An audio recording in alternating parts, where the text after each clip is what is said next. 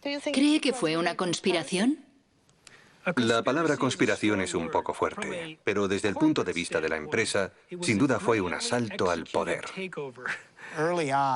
Enseguida, un tal Michael Taylor se convirtió en el administrador adjunto de la FDA, justo en el momento en el que se estaban redactando las normas de los alimentos transgénicos. ¿Quién es Michael Taylor? En Internet solo hay una imagen de ese hombre oscuro. Actualmente dirige la Fundación Recursos para el Futuro.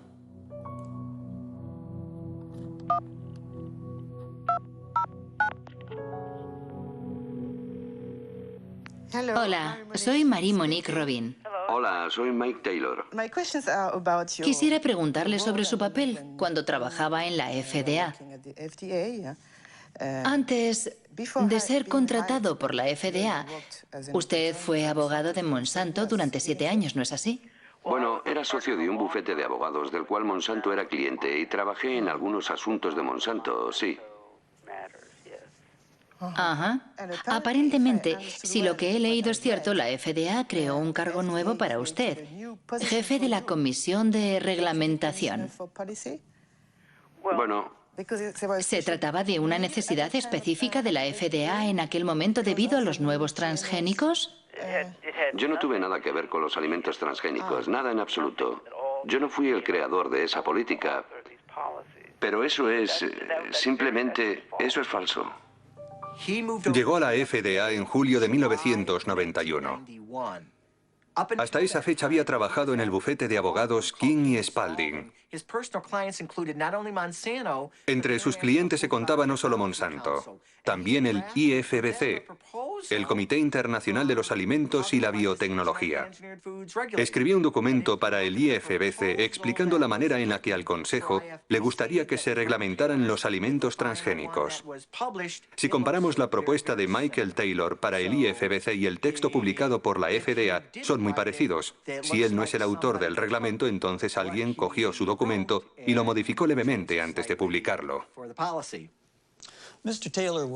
El señor Taylor era entonces el comisario adjunto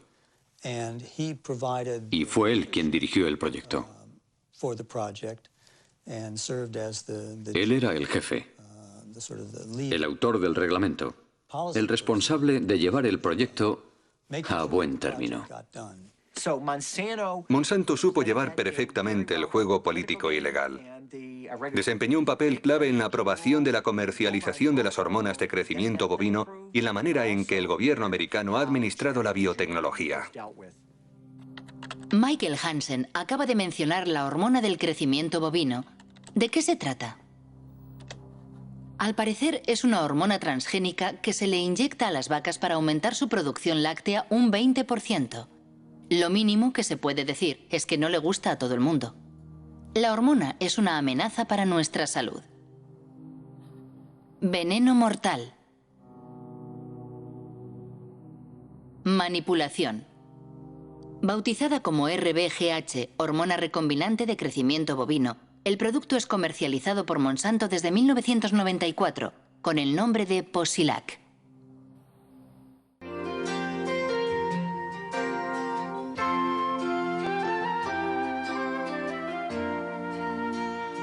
Posilac es el nuevo producto más seguro de la historia.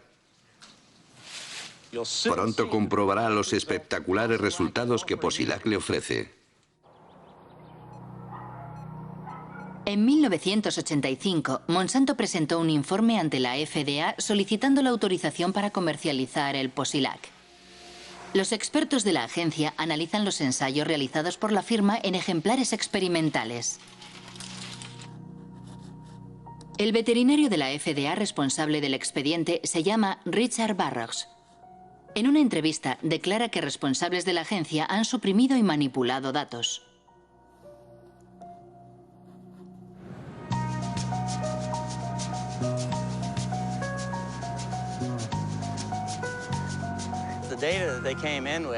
Los datos científicos que la empresa enviaba no tenían en cuenta las necesidades de los productores de leche.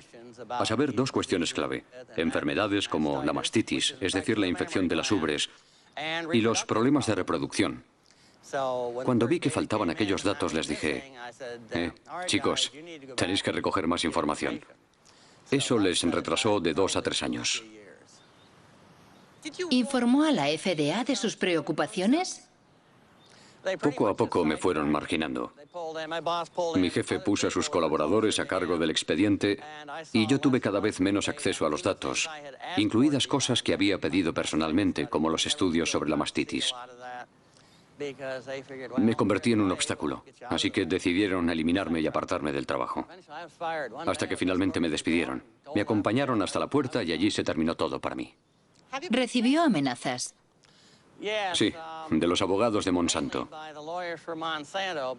Cuando recurrí mi despido ante la justicia, ellos le dijeron a mi abogado que me denunciarían si revelaba secretos de la empresa para mi defensa.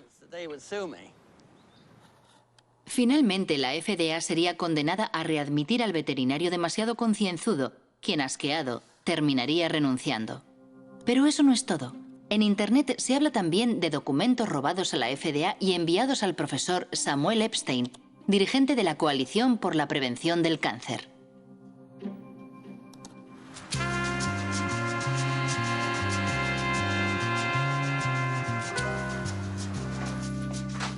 En 1990, el profesor Epstein publica un artículo en The Milkweed, una revista de referencia especializada en leche que dirige el periodista Pete Hardin.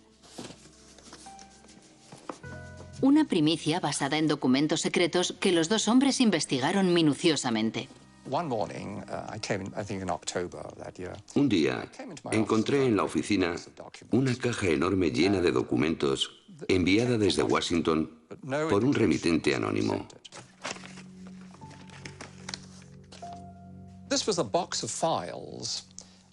La caja contenía todos los datos de los estudios veterinarios que Monsanto había enviado a la FDA desde hacía 6 años. Una auténtica maravilla.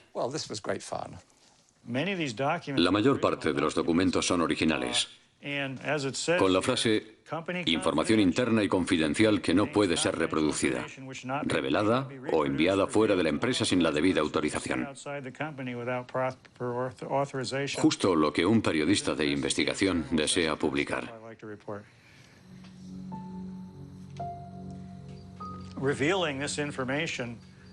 La revelación de esos informes enfureció a Monsanto y a la FDA. Nosotros demostramos que los cambios fisiológicos observados en los animales tratados con la hormona eran dramáticos.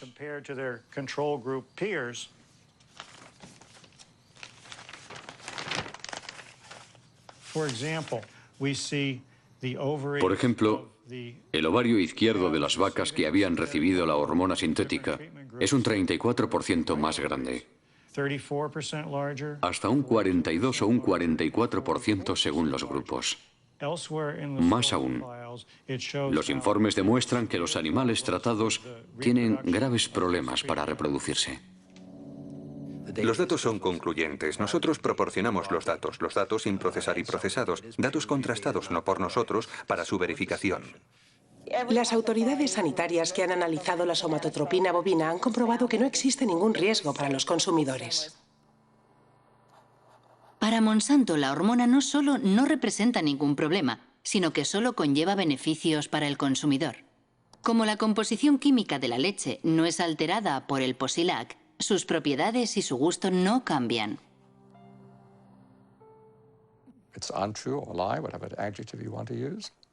No es verdad, es mentira. Es un producto muy diferente por muchas razones. En primer lugar, como las vacas sufren de mastitis a menudo, hay pus en la leche.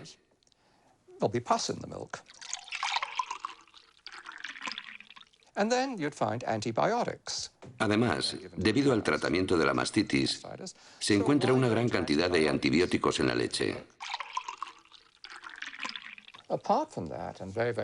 Por último, se ha observado un aumento importante del llamado IGF-1, el factor insulina de crecimiento. Desde los años 80, unos 60 estudios han demostrado que existe una relación directa entre un nivel elevado de IGF-1 y el cáncer de mama, de colon y de próstata.